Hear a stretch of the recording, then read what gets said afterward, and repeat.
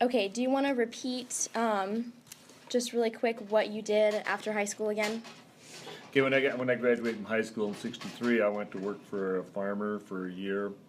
Then that winter we built buildings, farm shop buildings, and then in '66 I started farming on my own, but I was a professional sheep shearer. Okay, and then when you were younger, did you have any sort of like dreams of what you wanted to do when you grew up, what you wanted to be? Well, I was enrolled in FFA in high school, so I assumed that I would be doing something in agriculture, but then I turned toward the auction profession as a sideline, and that was always something I was interested in, but didn't really realize that that's what I'd wind up doing as a career. And what were you doing prior to the war starting or prior to your awareness of the Vietnam War? Well, when I got out of high school in '63, Vietnam was not an issue, but it became one probably, I think, by 1964 or 5. The involvement got heavier over there. And with the draft, I knew I would have to do some type of service, but I was already engaged in farming and had some bank liabilities that I thought would be hard to be in the Army and take care of, so I opted to join the National Guard so I could stay home part of the time and operate my farming operation. So. What was your understanding at the time of why the U.S. was involved in Vietnam? You know, I don't think that a lot of people understood fully what that was all about. We just, like sheep, kind of follow where we're supposed to go, but you know, I just knew that there was two Vietnams, North and South Vietnam, and I think that the North Vietnam was backed by the Chinese, and there was some aggression going on that somebody in the United States government thought we needed to meddle into, but I don't think I had a very good understanding at all of why we were there. I just knew we were. How did you learn about or receive information about the war, and how did that kind of change your perspective? Well, television, of course, the news cycles, but once I got in the National Guard, then we got firsthand, we received a lot of information, what was going on and how nasty the war was, and we just knew it was a bloody thing. We started losing a lot of people, and you always hoped that you wouldn't be involved in something like that, but we were trained for it, and so we spent a lot of time training. Just never, our company just never got called up. But so did you watch a lot of media coverage? I did. I did. Was that hard to watch some of the It was, reportings? and it was confusing because, to me it was confusing because when you join the military, you hope and believe that you're fighting for your country and everybody believes in what you're doing. That wasn't necessarily the case with Vietnam, and there were a lot of people, a lot of activists that, you know, they didn't hold the soldier in very high esteem, and when they came home, they were berated, and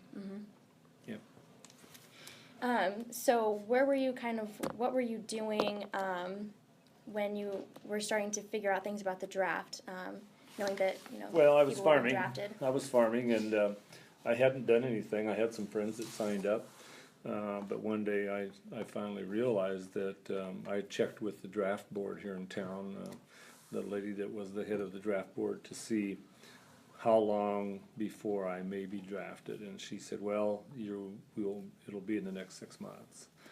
And this was prior to when they had the lottery, and later on they had lottery numbers, and if you had a big number you probably wouldn't go, but if you had a number under 150 you probably would go. This was pre-lottery, so I went down and took my physical, and right away passed with a 1A. That was my classification, so that's the first people to go. So I knew when I drafted, my number came up, or my name came up, I would go.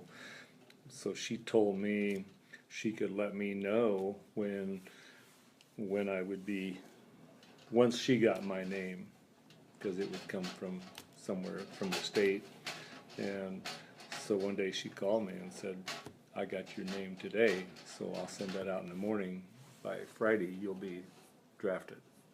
Wow. So I went to the National Guard Armory, who I'd visited with a little bit, and he was gracious enough to swear me in that night, and the next morning I picked up my mail, and my draft notice was in the mail, but had signed up, so.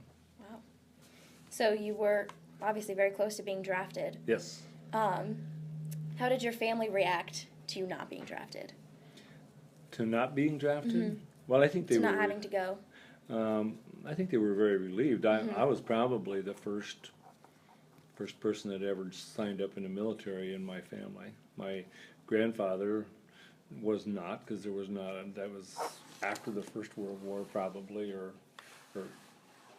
anyway, he didn't have to go to the First World War. Second World War, he was too old, and my dad didn't go to the Second World War because he had an agricultural deferment. He was the only son of a farmer, and he had to stay home and help farm. So he got didn't have to go. So I went. I was the first guy, and everybody was scared. You know. I'm sure. And but we came very, very close to being called up to serve in Vietnam. One day I was out working in the field, and the radio came on in my tractor and said the Hastings unit was called to active duty, and I just thought it was was it. But it turned out it was the 295th Ordnance Plant, which was the Army Reserves, and they got called up, so which were a lot of friends of mine. Yeah. But you know, they were relieved. Then my next younger brother Tom had to go to the military, same way he took the guards, but he was in a lottery situation by then, and he had a very low number, like 16 or something, so he knew he would get drafted. So, and he already had a family and stuff, and so he signed up in the guards. When soldiers were being deployed, did your life change a lot as they were heading over? Did mine change? Yeah. No, probably not, outside of just being very concerned for their safety. Because I knew a lot of people. I mean, half of the unit that got called up in Hastings were probably friends of mine, you know. So Yeah. it changes you in that. And then you always live in day to day wondering whether your unit's going to get called. And about the same time, they called the Kansas unit, which was a sister unit to ours. They were mechanized infantry, which was the same as what we were doing. And they just happened to be trained in a newer style rifle than we were. And we were carrying M14s, they had the M16s, and so they got activated to go. So it was real close a couple times to having to go. But, Yeah. and one of the reasons I think we didn't go was there were a lot of things going on in Nebraska as well. And there was a lot of racial rioting going on in Omaha, and so along with jungle training, we were receiving training for riots and you leaving? So we were getting training for riots and all types of things. So. Can you describe the atmosphere of what other Americans or other people around you were feeling during the war? I think the same confusion that I did. I mean, why are we there? Why are we risking that many people? I mean, we always fight for the freedom of others. Our country's always been good at that, but I don't think anybody understood for sure why we were there. I think it was a lack of true information. I don't think the public really knew. What were your thoughts on the war in the beginning? Well, I think in the beginning you think if you can help a country that's trying to survive and are oppressed, you always feel, well, it's a good thing to do, you know. In hindsight, nothing ever changed. I mean, after we evacuated, it was really the same as it was before. So it was a lost war, but, you know, I was in favor of it until we lost it. Yeah. You know. Did your thoughts change over time as more information came to the public and things like that? I think that the president made some mistakes getting it started. I think with Kennedy and then Johnson, and I think a lot of mistakes were made. A lot of sacrificed people that in a war that we really couldn't win, or that we didn't try to win. And I think that's probably the worst thing that I think about the Vietnam War was we win battles, but we lost the war. It was because we just never stood our ground. You know, we'd take a hill and we'd let them have back. You know, And so I think that we really weren't in it heart and soul. We were there to skirmish, and I've talked to a lot of people who served on some really dangerous things over there, and it makes you wonder why we worked so hard and yet gave in and caved, basically. So you were working during the war. Were you on the farms for most of that, or did you have the auction? Let's see. I started the auction business in '67, so it was kind of a dual role. We had a fairly large farm, and we had a cow-calf herd, and so I was engaged in that. But this just started in '67 on kind of a whim, and it just grew and grew and grew. So it was probably 50-50. And you started the auction on. You're the sole founder. Mm-hmm. Was it difficult at all to start a business up during all this? Well, it worked well with farming because in the wintertime was when most of the farm equipment auctions were taking place, and so then you're not so busy with farming. So you had a winter job and a summer job, and so it worked out well. You just when you're young and a family and trying to get started farming, it was a welcome income. And then the 1970s hit, and then the 1980s with the farm crisis, there was so much work out there for people that were in my business that we were just flooded with work because of the farm crisis. Right. Yeah. I know you mentioned you had some friends who were sent over to Vietnam. Did you have quite a few friends that were sent over? Yeah, in the 295th Ordnance Company out here at the Navy Depot, the reserve, there was probably 30, 40 of those guys that I was good friends with, went to high school with a lot of them, or knew them through business associations and stuff. And so they had to pack up in a very short period of time, and I think they served 18 months total or something like that away from home. So, yeah. Did you get to see a lot of them before they were sent over? Yeah, but they were gone in about a week from the time they got their notice. I think in a week or 10 days they were shipped out to, I forget where they went, maybe Texas for training. What was that kind of like, your last days seeing them? Oh, worried for them. I knew that I almost went, and still might, but I really felt for them and their families because by then they'd all had children, and the wives were home alone, and it was a heartbreaker to see them have to leave. Yeah. Did you have family sent over as well? Did I what? Have family sent? No, did not. No. Did you keep in touch with any of them while they were over there? No, not really. I sent a few of them a note before they left, just a card wishing them well. But I really wasn't. I talked to a lot of their wives and tried to stay in contact with them that way. So. Were you married or starting a family at any time during the war? Yeah, we had. Let's see. Well, we got married in '68, so that was kind of getting closer to the end of it. But we would have not had any children. I guess the war would have been over before we had Leanne. So. Can you tell me about a specific experience from the Vietnam War era, being here, that you can't forget, or a vivid memory of your life during the war? Oh, there were a lot of them when you start, when you were watching the news about what people were going through. But I think probably the most vivid things is I've got a friend that served in, they called him a dog man. I don't know if you know what that is. No. Well, they have these dogs that could sniff out the enemy. Okay. And of course, and I'm sure you've heard, if you talked about the Vietnam War, about the tunnels and things that they had. And he and his dog would go down in those tunnels to root out any enemies. And I mean, it was a terrible way to serve. And another good friend of mine was a gunner on one of the river boats, and the life expectancy of them were about 30 days. So I think things that I heard about after the war probably were worse than what I heard during the war. Yeah.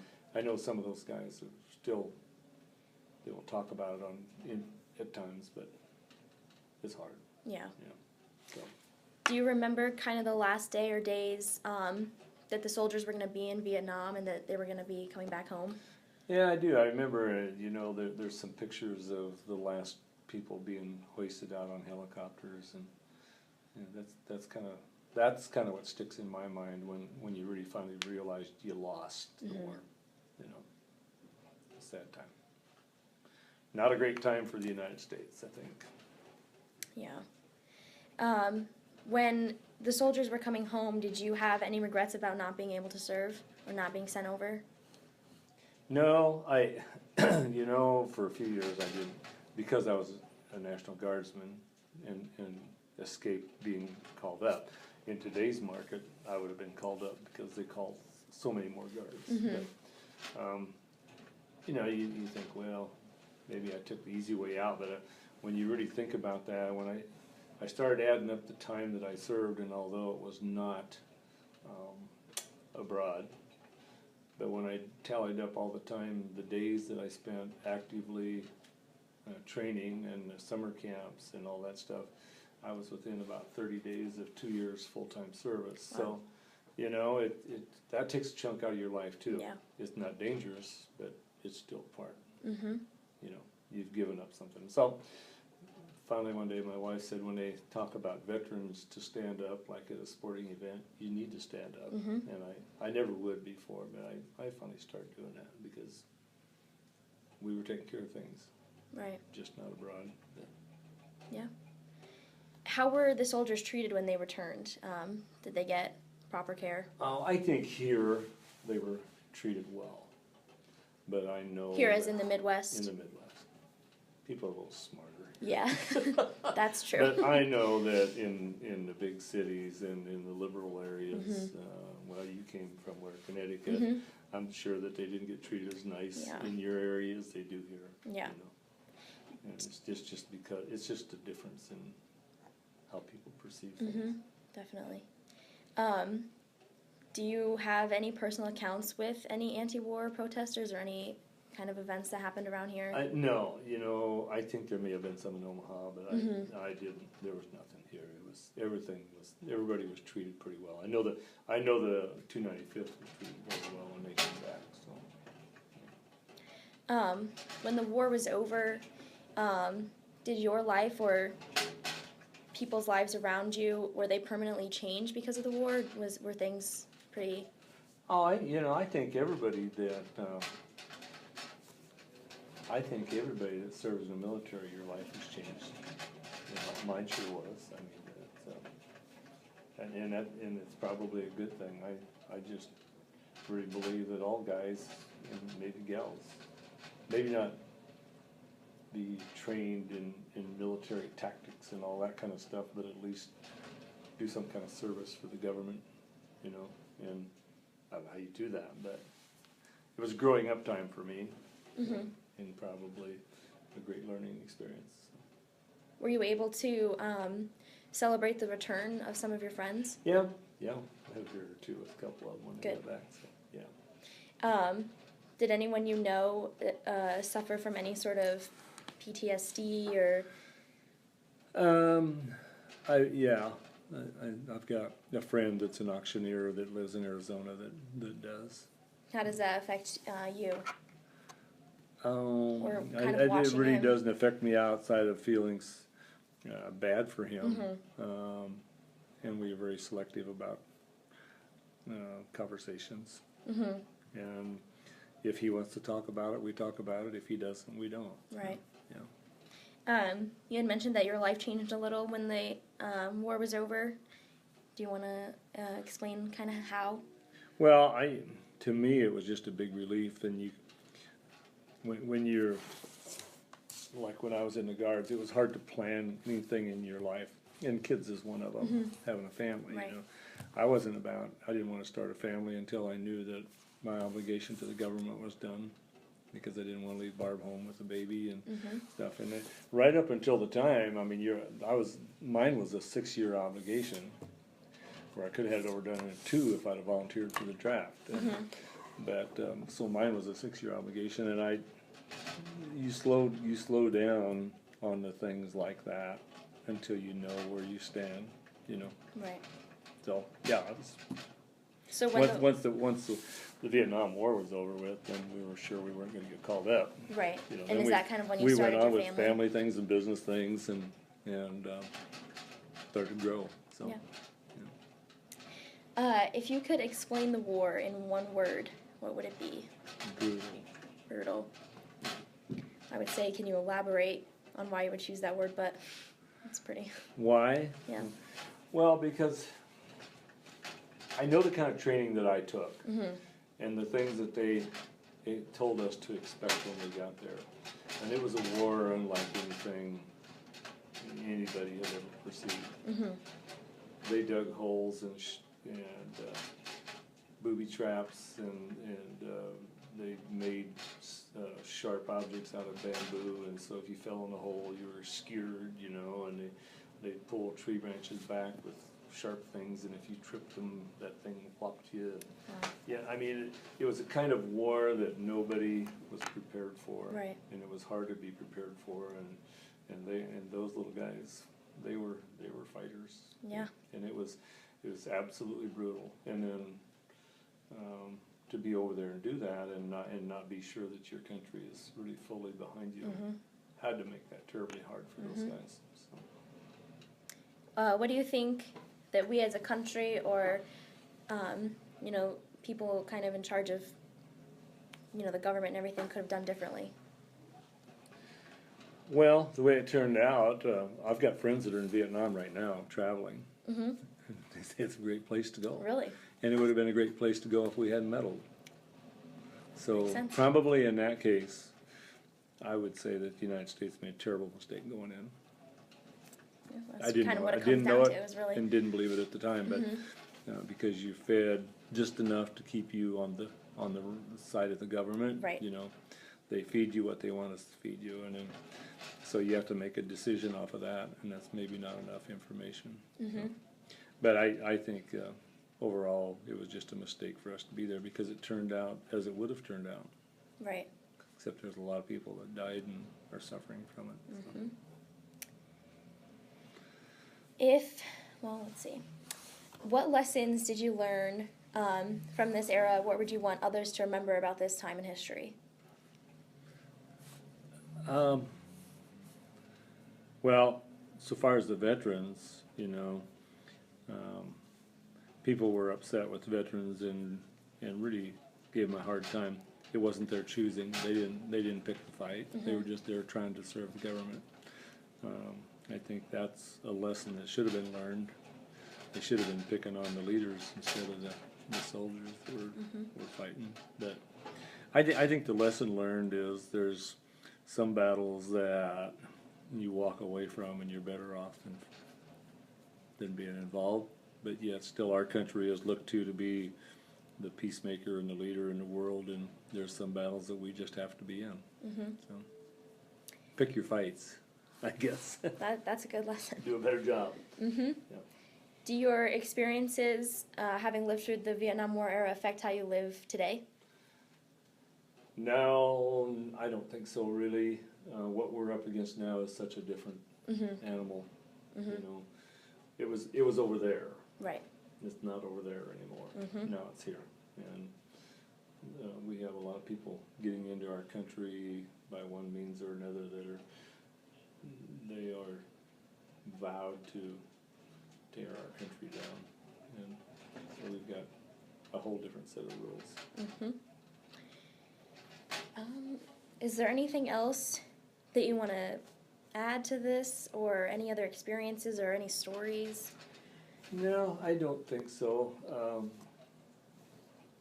My hat's just off to those that serve, you know, and it's made the whole Vietnam era reshaped our country, and maybe not in the best of ways. It's left a scar. Okay. Well, that is the last of my questions. So, Okay. as long as you have nothing else to say, I'm going to go ahead and close the interview. Okay. And for the record, this interview took place on November 30th, 2016 at about 12:30 p.m.